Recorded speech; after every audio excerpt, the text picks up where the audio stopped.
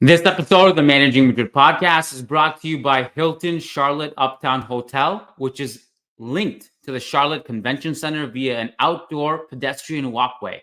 Discover motoring history at the NASCAR Hall of Fame 3 blocks away and take in big events at Bank of America Stadium, Trust Field, and Spectrum Center, all under a mile from the door. Perks include free access to the connected YMCA. Listeners, when you're in Charlotte for Real Madrid's preseason tour this summer, make sure to book your stay at Hilton Charlotte Uptown Hotel. Also, great news for those of you traveling to Charlotte. The biggest event will probably not be the game. It'll be Matt Wiltsey and I, who will be at the game, throwing a podcast for all of you Charlotte people. So stay tuned on details for that. Coming up is a fun episode. I promise. Let's get to it.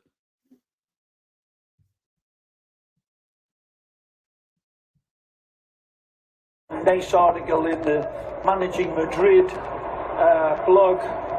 Wonderful lads that do a great job there. And worth reading about that man there.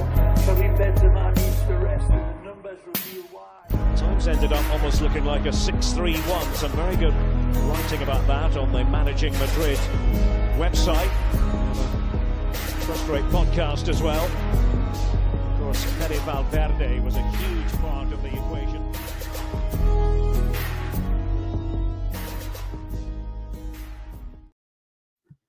Welcome to a June 10th edition of the Managing Madrid Podcast. I'm your host, Kiyan Sobhani. I'm flying solo today. It's been, I don't know if it's been a few days off. I guess it has been. I kind of intentionally took a little bit of a mini sabbatical, and I think it was like a matter of a few days. So nothing major, but really mapping it out for the summer. I know it's a bit of a slow news day. It tends to be slow news days in this lull of few games before an international tournament, and after the season ends. We got our big signing out of the way. I don't know if there will be more. I'm sure there'll be one or two more things happening in the transfer window, whether it's a departure or an incoming arrival. So we'll be on call for that, but we got a bit of a lull right now. Mapped it out. So just so you guys have this information for yourselves, the podcast schedule for this week: on Wednesday and Thursday, we have back-to-back podcasts exclusively for our members over on patreon.com/managingmadrid. Or if you're on YouTube, hit join underneath this video or go to the YouTube memberships tab. So those two podcasts, Wednesday, Mailbag with Lucas, and Thursday, Matt Wiltsey and I, we're doing a reflection on preseason predictions from last summer and how they panned out. So we'll be doing those two podcasts for members only. And then on Friday, we're doing a Tony Kroos post-game show, Kroos, Rudiger, etc. for the Germany game. We're doing a post-game show on Friday, and I think we're going to take Saturday off. And then on Sunday, Serbia-England post-game show to go over Jude Bellingham's performance. Those two shows are for free. So the ones you need access to, if you aren't a member already, are Wednesday and Thursday with Lucas and Matt. And then tomorrow we'll do something kind of on call because it may feature a special guest. We're trying to iron that out tonight. And if not, we'll do something else tomorrow. So stay tuned for that. By the way, if you're listening to this on Spotify or Apple, which I know the majority of listeners, that's where they are, you'll get a part 2 to this episode where Siddharth Ramsundar gives his take on Game 2 NBA Finals last night. I know a lot of you guys are wondering where that post-game show was. For various reasons, we couldn't record together. So at the end of this podcast, I'm going to give my analysis on Luka Doncic in Game 2 from last night, and then you'll hear Sid's thought. I have a lot of thoughts on it, so I'll save it for the end just in case there are people who hate the NBA. They have time to log off. Basically, when all the Real Madrid stuff, all the Real Madrid news is over, we'll get to that. The first thing I wanted to go over today, because I have a few topics I want to discuss with you. I'm kind of excited to go over them with you, and I've turned a slow news day into something. So the podcast today will take us in a few different directions. I have it all lined up here. The first thing I want to acknowledge, I guess, is today Valencia fans from last season's Real Madrid versus Valencia game at the Mestalla in May of 2023, a landmark decision where the court imposes prison sentences and stadium bans for the 3 fans in particular. So during that game, where Vinny informed the referee of 1 fan in particular, I mean, he heard the chants throughout the game, but he did single out 1 fan in particular, which he knew for sure was hurling abhorrent racist abuse at him. The game stopped for a few minutes. The referee was notified, and they got 1 guy right in that moment. The other 2 that were sentenced today they found them later through cameras at the Mestalla. And look, we know there was more. We know this. Why? Because contrary to how much Valencia Club de Football actually deny it, we also know the fact that there were multiple videos on social media outside the stadium and within the stadium of many, many people chanting racist stuff by Vinicius. But those 3 were identified in particular. So those 3 got sentenced today. And something that was very unprecedented in that a lot of the things that happened when La Liga or Spain denounced these fans, the punishment is not severe enough. And it doesn't really dissuade racists from actually changing their behavior. This is 8 months. The 8 months the court has imposed these prison sentences. Now, we know in Spain, anything less than 2 years is not actually in prison. It's a sentence, 8-month sentence, where basically, from what I understand, they're going to be basically at home for those 8 months. And they also can't go to any football stadium in the entire world for 2 years. Someone messaged me earlier today and asked, is this too severe? And my answer, right away, was absolutely not. No. For long, it's been not severe enough. We had to really make this dramatic. We had to really go down and go the extreme, in my opinion. And I think a lot of credit to Vinicius, by the way. I thought he put out a brilliant statement today on Twitter. Let me see if I can pull it up here to get the wording right. But a lot of people talk about, is he being too dramatic? Should he focus on the game? Should he ignore the racism basically and just focus? And my answer has always been no. You need to be dramatic in these situations. This is not someone insulting, I don't know, your weight, your height. You suck at football. No, this is something completely disgusting that has to be, we have to get rid of this as best as we can. To any power we have to get rid of racism, we have to take action. And if Vinny wasn't as dramatic as he was, stopping a game, calling it out, making noise on social media, really, really exposing racists, not only fans, by the way, a lot of ex-players, I think, were exposed in this whole situation and continue to be exposed. Fans, media outlets, literally journalists who are being exposed. If Vinny isn't this dramatic, those people don't get exposed. The action doesn't get taken. You think there's an 8-month sentence anywhere if Vinny doesn't make noise about this? No. I'm absolutely on Vinny's side with regards to this issue. And I thought he put out a great statement today on social media. And I'm just pressing the translate button because it's in Portuguese, but I'll read it verbatim to make sure I don't get anything wrong. He says, quote, "Many have asked me to ignore it. Many others said that my fight was in vain and that I should just play football. But as I've always said, I'm not a victim of racism. I'm a tormentor of racists." I love that line. "This first criminal conviction in the history of Spain is not for me. It's for all Black people. Many other racists be afraid, ashamed, and hide in the shadows. Otherwise, I'll be here to collect. Thank you to La Liga and Real Madrid for helping with this historic conviction. More to come," end quote. I thought it was brilliant. I don't know who wrote that. It was him or his PR guy. I'm sure even if it was his PR guy, he basically dictated what there needed to be said.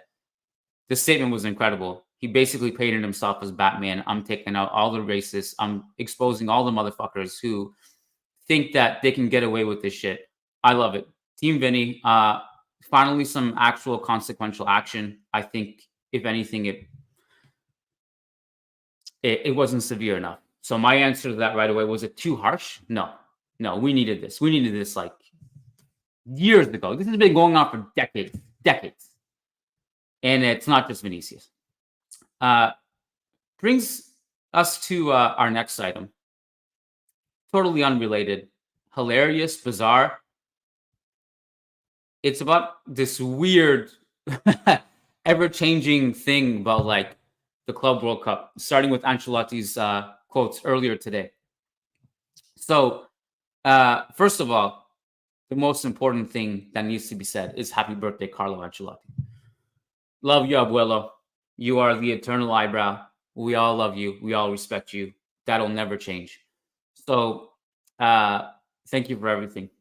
It was a very strange, I don't know, just if you go through it chronologically, there was an interview released in Italian with Ancelotti today. And let me just bring up, this is all on managingmadrid.com. So my cheat code when I kind of stumble on getting the news exactly right, I'll just go to managingmadrid.com. Lucas published it today. So the interview was in Il Giornale. And in the interview, this is the quote that apparently got misinterpreted. So here's the quote from Carlo Ancelotti. Quote, Real Madrid will not go to the FIFA Club World Cup. We will reject the invitation like other clubs. Just one single Real Madrid match is worth 20 million. And they want to give us that money for the whole competition. No way, negative. Later on, we'll bring it on the screen. Those of you guys who are on YouTube can read along with me. Real Madrid CF communicates that at no time has its participation in the new Club World Cup organized by FIFA for the next season, 2024-2025, been questioned. Therefore, our club will compete as planned in this official competition that we face with pride and the utmost enthusiasm to once again make our millions of fans around the world dream of a new life. Okay, not only did they clarify that, no, they're going, they even used the words like utmost enthusiasm. All right, so whatever miscommunication between Carlo and the club was there, I'm not sure. Carlo Ancelotti on his Twitter, now X, quote, in my interview with Il Giornale, my words about the FIFA Club World Cup have not been interpreted in the way I intended. Nothing could be further from my interests than rejecting the possibility of playing in a tournament that I consider could be a great opportunity to continue fighting for major titles with Real Madrid. This one. What?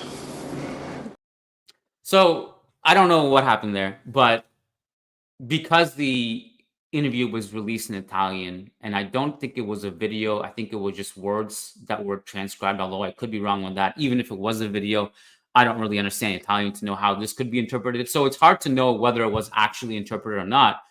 Just going by the literal translation of the words from Italian to English, it was pretty clear that Ancelotti said, one single Real Madrid match is worth 20 million. They want to give us the money for the whole competition. No way, negative. Real Madrid will not go to the FIFA Club World Cup. We reject the invitation. So those are the words he used. So I don't know what happened there. By the way, like, it's funny. I'm not like super against the idea of rejecting it. I think like it was interesting because a lot of fans read that and they were like, yeah, this is a great message. This is exactly what we should be doing. We're the most powerful club. If we do it, others will follow suit. Also, why are FIFA shortchanging us money? And then there was like this consensus of like, well, maybe Real Madrid will not actually reject, but Carlo was saying this because this is part of the negotiation process where eventually you just get the money you're looking for, because FIFA will be like, oh, okay.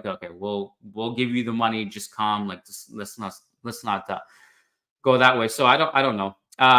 It's kind of hilarious. I don't really know, but I kind of had to just and I don't know that what possibly could have happened, because these are how quickly things get misinterpreted, miscommunicated. What could have possibly happened was Ancelotti was like speaking to the board, and there was this conversation of like, oh, they're only giving us 20 million. No way. We can't stand for that. And all of a sudden that becomes a message that didn't need to get out. So anyways, a personal opinion. I'm a bit conflicted on this for selfish reasons. I always like to preface by saying for selfish reasons, it benefits nobody but me, probably. I completely agree that there is too much football. There's just a lot. Like, players are getting burnt out. The amount of injuries should speak for themselves. However, kind of a little bit for selfish reasons, because I don't know, maybe I'm a narcissist. I don't know what it is, but this would be really cool. It would be really cool to attend a Club World Cup in North America. But I get why they might not want to do it. But I think it's going to be a success. I actually think it's going to be a real success. And it's going to be a success kind of the same way, but kind of different. Like the NBA in-season tournament was, people were like, wait, why are we doing this in the middle of the season? And then we saw it and we're like, holy shit, that was amazing. Now, granted, the in-season tournament didn't really add more games. It kind of was thrown into the in-season calendar, which was kind of appealing, more appealing than this, which is more games. However, like the 72 additional games, keep in mind, are not for each club, obviously. This is for the, like, when you factor in everything, the tournament is big. Not every club is playing that many games. So maybe if you like replace preseason possibly with this, I think it would work even better. Like, you're not doing the US preseason tour. Maybe you're just doing this. You could pitch it that way. And like right now, like it's 3 preseason games, generally, sometimes 4. So it's not that huge a deal. If you were basically playing 4 extra games in the Club World Cup, depending on how far you advance, and replace preseason with that, I think it would be fine. I had a few other things, and I know we have one super chat in already, so I'll save that for the end. Real Madrid at the Euros. I've been thinking a lot about this, and I've been keeping my eye on these friendlies. Not really anything serious, but it's been racing through my mind. And I mentioned this to Sid and Matt earlier, and I think Lucas at some point, and Eduardo.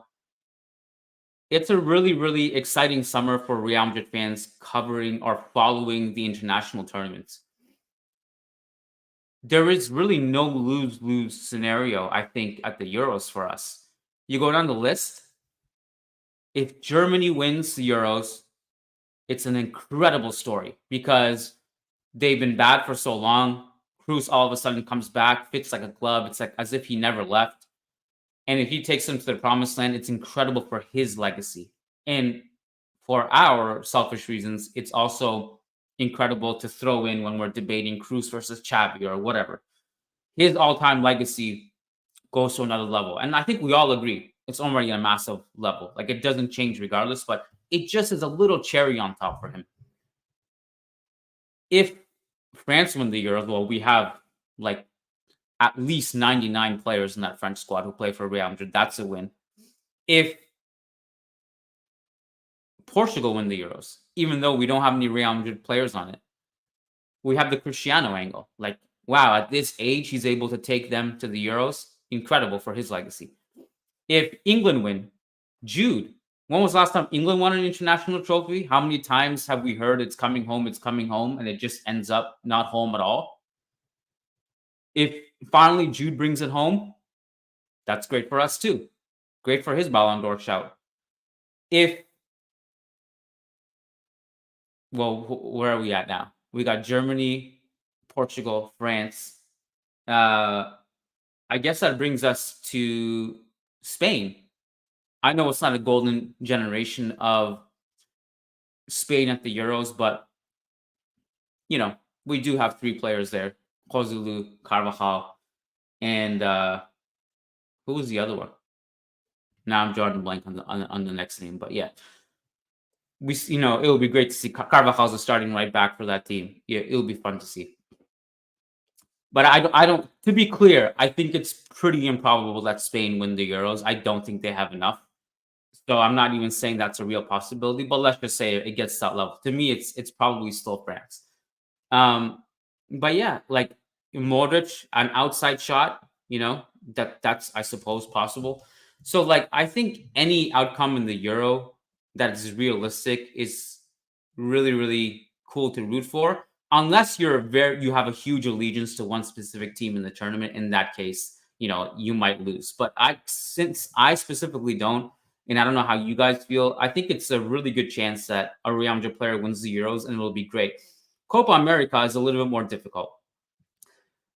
Vinicius, if he can take Brazil to the Copa America, it would be great as well. That one is a little bit harder to do because Brazil don't look at the peak of their powers. And, so I don't know. Copa America is a different story, but the two things I'm rooting for, I'm just kind of give you guys what would be my preference is Cruz wins the Euros and Vinny wins the Copa America. That'd be great because obviously we see Rudiger succeed too. And Brazil has Rodrigo and Militao and Endrick, which brings me to my next point.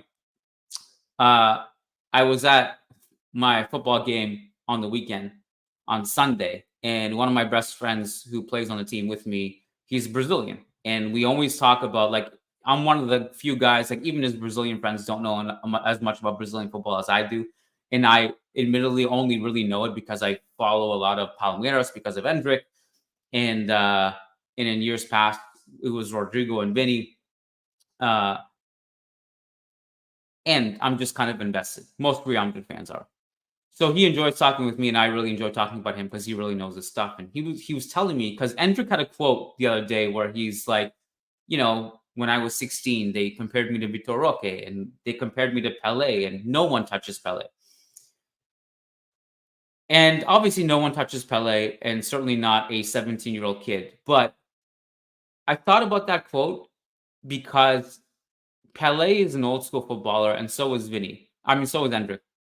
Now, Pelé is only old school because, he was playing in an older time. And in a lot of ways, he's actually ahead of his time because he is kind of like a modern day footballer. Most generational players, all-time greats, especially when you start getting to the top 5 to top 10 footballers of all time, if you watch their highlights, they don't look like they're playing in the 60s or 70s. If you watch Di Stefano play in the 50s, you're like, what? This guy could play now. If you watch Hento doing roulettes and stepovers and all these tricks in the 50s, you're like, he looks like a player in the 2010s. That's why they're ahead of their time, and they're so out of place in their era is because they can literally play in any era. You look at some of the greats like Garrincha in the past, for example. You watch Garrincha play, it's like you're watching someone from 2015. Same thing with Pelé. But the reason why I thought the Pelé thing was interesting, because me and my friend were talking that Endrick doesn't really look like a modern day footballer. He is kind of old school, the way he arrives in the box, the way he attacks. And what kind of we noted in our small sample size that we have of him, analyzing him at the age of 17, and this is obviously on the back of his game winner against Mexico.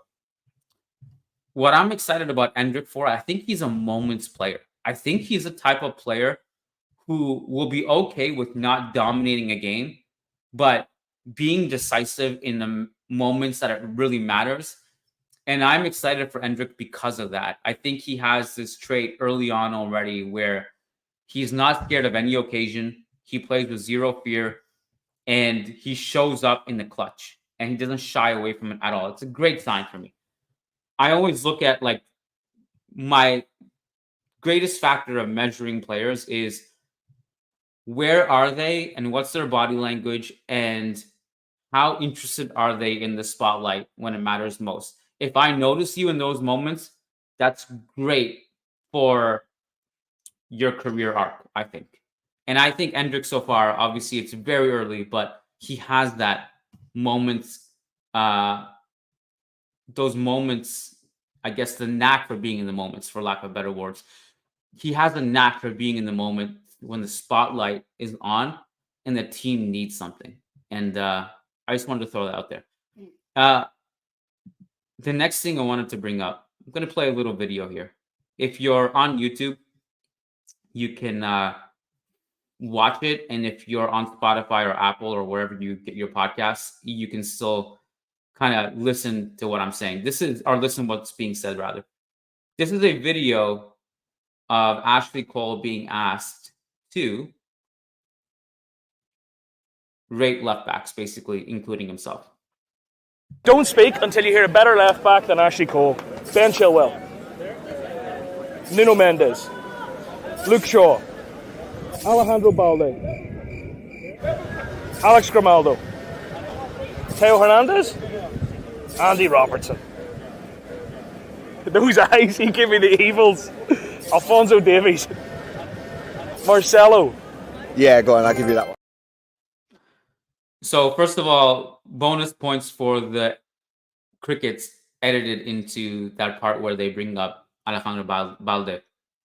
And obviously the video concludes with Marcelo being the one that was better than him. Couple things. I'm a huge fan of these videos. A lot of these TikToks and social media clips, these YouTube shorts or Instagram reels, they're kind of gimmicky and kind of lame, but they go viral anyway. This one I get behind. There's been a bunch. I've seen one on Roberto Carlos did. There's one that Bale did. I saw one that Cesc Fabregas did. I'm sure there was one or two others. I don't know if it was Cannavaro or somebody else did as well. And I love it because there's like different angles. There's the humble approach like Roberto Carlos where he basically puts everyone ahead of him.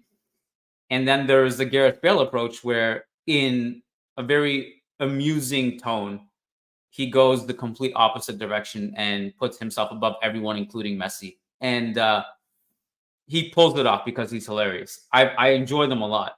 I think they're great. I'm going to try to convince Diego to do these because I think Diego has the potential to go super viral for the wrong reasons. And it's great exposure for Churros podcast. We did one that went viral where he basically picked everyone from Barcelona standpoint. And he said Valdez, when I threw Valdez and Casillas his way, he said Casillas by a hair. He put Ramos and Piqué tied. Went very viral. So I'm going to try to convince Diego to do more of these so he can expose himself if possible. But I'm a huge fan of these. I actually like these. It's one of the few viral trends that I can get behind, and I don't think it's too gimmicky. It's fun, especially when ex-players who actually have some football knowledge can actually throw these together.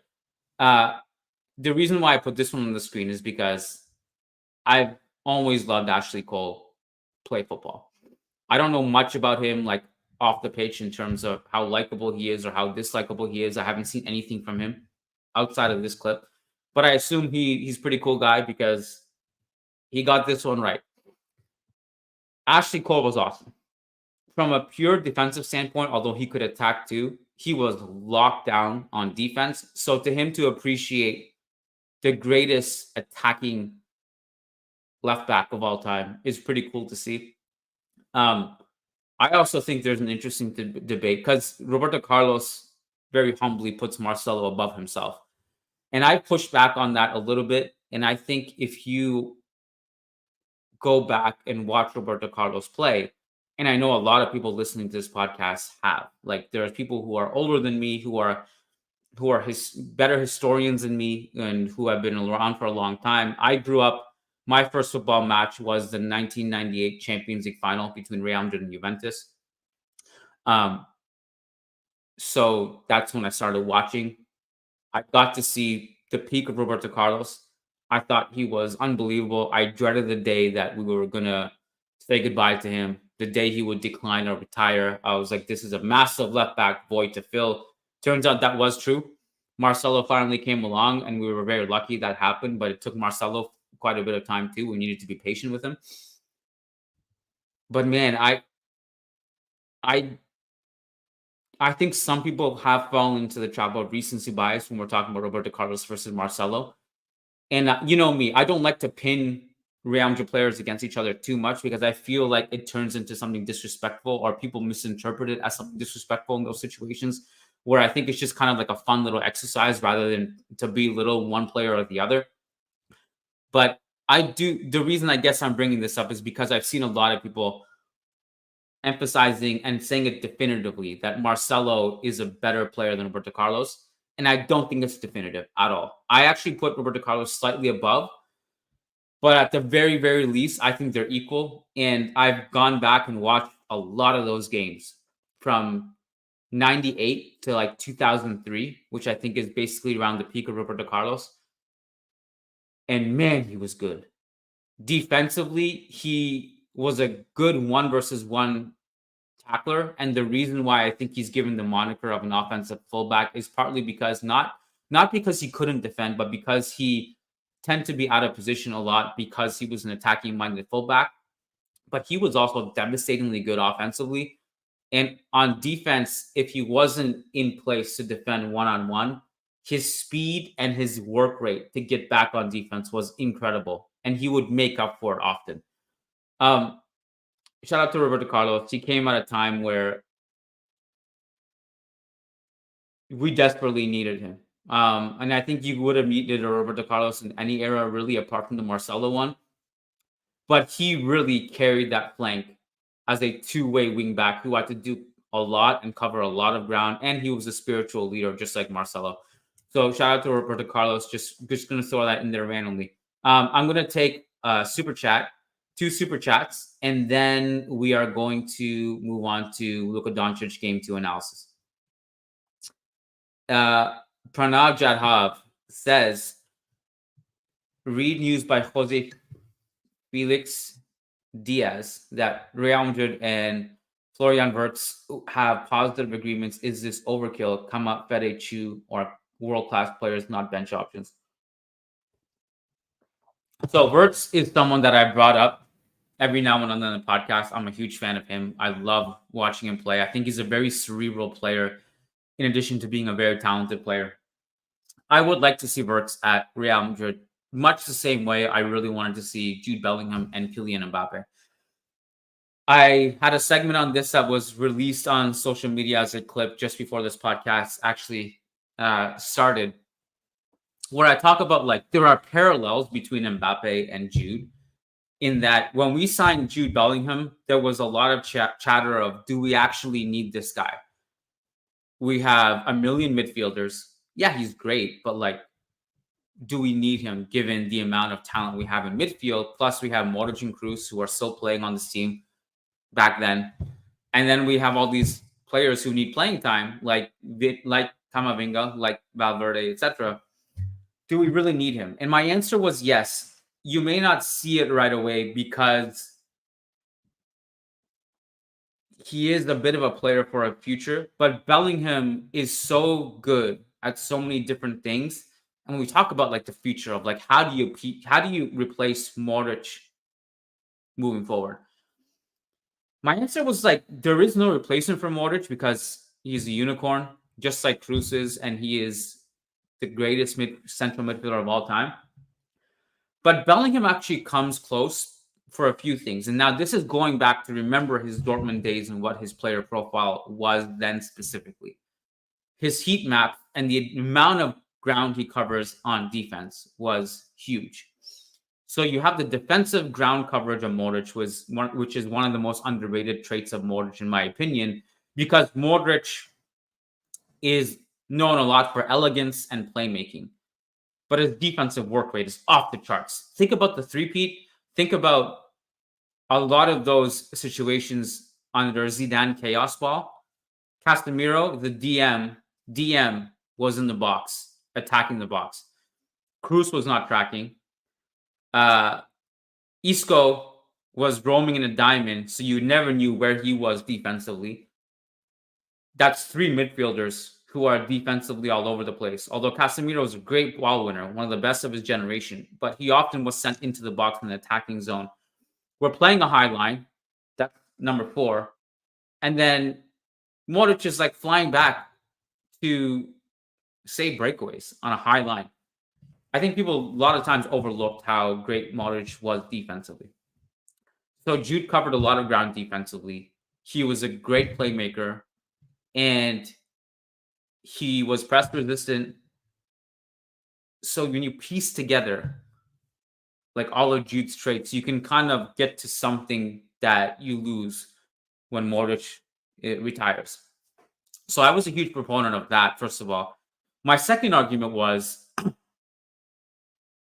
you're going to realize really quickly how it was great that we did not pass up on him. Because there was this argument, like, okay, well, if we don't need him now, we need him for the future. Why not bring him in the future? Well, like, because nothing is guaranteed. You're going to lose out on him because someone else will swoop in and sign him this summer if you don't. So you can't lose on him. Fast forward, the parallel to Mbappe is that Mbappe fits in that same category. We just won the Champions League and La Liga without Kylian Mbappe. We have a player who is the best player in the world this year, which is Vinicius Jr. Do we need Mbappe? Technically, no, because we just won the double without him. But you're going to be really glad you signed him and you didn't pass up on him. That point, I think, will be proven enough for us, for those of us who argue that as the season wears on, and I think pretty quickly. And for those of you who are arguing vehemently against Mbappe signing, you can take your victory lap if Mbappe, the Real Madrid, fails. But for the meantime, I think you're going to be really, really happy we signed Mbappe. Fast forward to Florian Wirtz, which is what Pranav is asking about. I think you're going to see something similar with Wirtz. Now, with Wirtz specifically, I actually think like this year, truly, do you need him? I don't think you do. The reason why I bring him up as a good signing, whether it's now or next summer, is because I think when you're talking about progressive passing, you're going to use somebody, you could really use somebody like him. And I floated his name around as somebody who might progressively play a little bit deeper as his career unfolds. Kind of like Kroos. I mean, Kroos, if you rewind to the World Cup they won, he was playing ahead of Schweinsteiger and Khedira. He was playing as a 10 often. He could play in an advanced role. And as his career progresses, he drops a little bit deeper and deeper. We've seen other examples of this in football. It's not just Kroos. So you could maybe see something like that with Wirtz. But right now, like Arda Güler, his progressive passing looks really good. He plays an advanced role, but we've seen him already drop deeper into positions like, where Carvajal was, or like deep on the right, escaping pressure and playing these great vertical passes. So I think you could really use one more of the profile of what Kroos was. And obviously there is no replacing Kroos. And if you were to replace him, that means Kroos wasn't as great as he was. So the reason you can't replace him is because he is a complete unicorn. So I'm a proponent of Wirtz. I don't think he is necessary, but I think he is someone that I think you could really look at. The question was, is it overkill? That's what I'm answering. I'm not going to answer whether Jose Felix Diaz is right or wrong. He is a mixed bag himself. But yeah, just going to throw it out there. Next super chat is from Johan Juarez from our YouTube memberships. He says, "Hi, Kiyan. Will you be attending any Copa America games? Excited to take my brothers to watch Brazil and support the Real Madrid players." I am not. Nope. I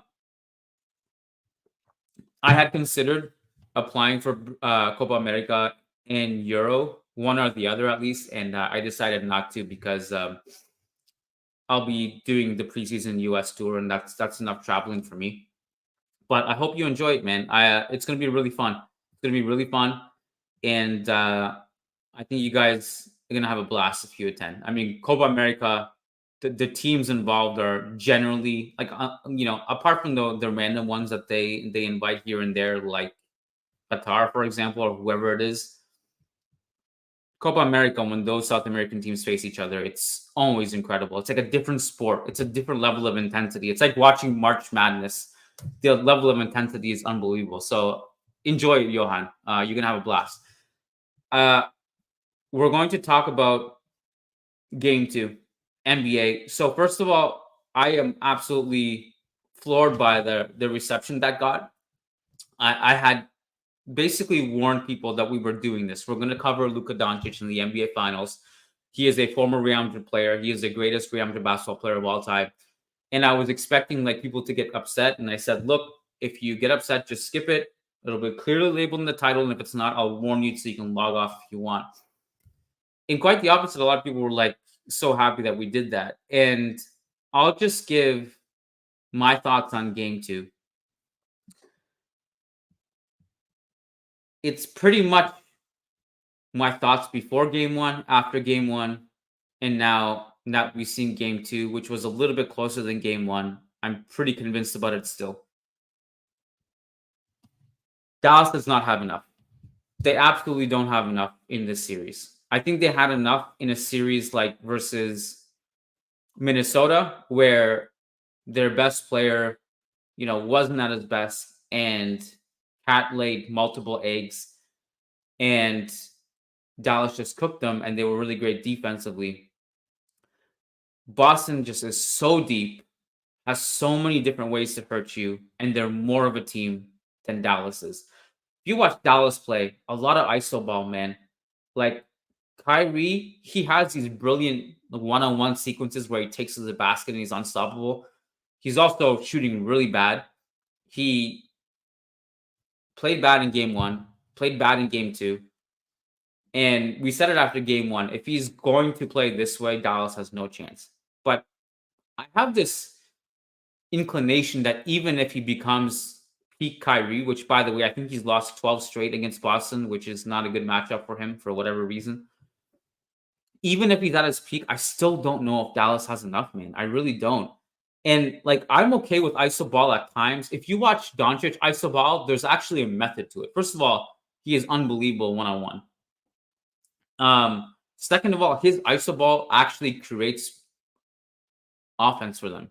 And I don't mean for him individually. I mean, if he drives, he has so much gravity and he's such a great passer that he can just create plays for Dallas, even if he doesn't score through isos. I get that. The Kyrie iso ball is not as effective for the team. But if you look at Boston play, they're just so much more unpredictable. There's so many more fluid and moving parts around in their scheme. They're harder to stop. And you saw it, like Tatum, not a good game last night. And still, like Drew Holiday, unbelievable. Jaylen Brown's been playing good. Like their entire, like Derek White, man, comes in and blocks breakaways. He's sinking threes that are tough to hit. They're so deep. And they're just so much more cohesive that they can get a bad game from their best player and still win. I mean, Porzingis went to another level in game 1. He was good in game 2, but he didn't need to go to that level. Because if it's not him, it's Drew who steps up. If it's not Tatum, it's Jaylen Brown. Dallas doesn't have that. And I mean, obviously they're not getting the better version of Derek Lively either. And Luka said after the game, he said, quote, "My turnovers and my missed free throws cost us the game. I've got to do way better in those 2 categories." This is classic, humble superstar not wanting to throw his team under the bus. Although you could argue maybe calling them out publicly might work. If you're a Raptors fan, you remember Charles Oakley doing that to Vince Carter in 2001, I think it was, and then Vince Carter sucked it up in the playoffs. But we all know Doncic. I mean, look, you missed free throws. Okay, you had turnovers. Okay, but you're doing pretty much everything you can. You're unstoppable. You don't have enough help. That's the reality. Now, maybe Dallas goes and wins 1 or 2 in Dallas, where Kyrie is playing out of his mind and Dallas's defense really locks down and their offense is better. But even if they win 1 or 2 in Dallas, I just don't see them having enough. They don't have what it takes. They really don't collectively. Unless Boston has an absolute historic choke job, which would be kind of on brand for them. But I just think they're too good to even choke this. So my analysis is basically the same as it was before game 1, before game 2, and now after game 2, heading into game 3. So yeah, guys, those of you on Spotify and Apple, stick around for part 2, where Siddharth also gives his thoughts on game 2. That's coming up for you guys. And as a reminder, Wednesday and Thursday. Wednesday, we got a mailbag with Lucas. And then Thursday, we got Matt and I going back to our preseason predictions. And that's only for members. Patreon.com/Managing Madrid. If you're on YouTube, hit join underneath this video on browser or go to the YouTube memberships tab on my channel. And we got a lot of content this summer. That's it. I think the breaks are over. The hiatuses are over for good. We're going full force. So enjoy it. And then Friday, we'll also see you for the Tony Cruz post-game show. Thank you guys for tuning in. 45 minutes. Decent job, I guess, for a solo episode. So thanks for bearing with me. It gets better when I have co-hosts with me to call me out on my BS and hold me accountable and just keep the conversation going and bring new perspectives. So I'm looking forward to having my co-host rejoin me on Wednesday. But yeah, thank you guys for tuning in. We'll see you over on patreon.com/Managing Madrid for our members. Peace out, guys. Take care.